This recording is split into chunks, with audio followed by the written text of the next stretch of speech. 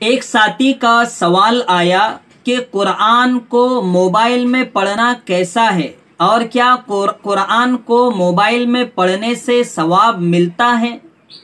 तो मैंने सोचा कि इसका वीडियो बना दूं ताकि सभी को फ़ायदा इसका हासिल हो सके।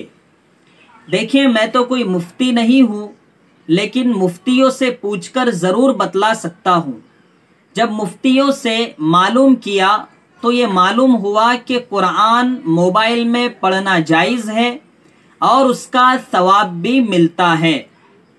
लेकिन एक बात उन्होंने साथ में ये भी बताई कि कुरान जो मुसहफ की शक्ल में हो, अगर वो पढ़ा जाए, जो आम तौर पर हमारे घरों में होता है, मस्जिदों में होता है, वो कुरान अगर पढ़ा जाए तो इंशाअल्लाह बहुत ज़्यादा बरकत हासिल होगी। और वाक़ईतन मैं अपना तजर्बा बतला रहा हूँ, मैंने ये महसूस किया है कि कुरान को मोबाइल में पढ़ने से जो सुकून मिलता है उससे कई ज़्यादा सुकून मुसहफ को हाथ में लेकर पढ़ने से मिलता है। यकीन ना आए तो आजमा लेना। लेकिन मसले की हद तक अगर देखा जाए तो मोबाइल में कुरान पढ़ा जा सकता है।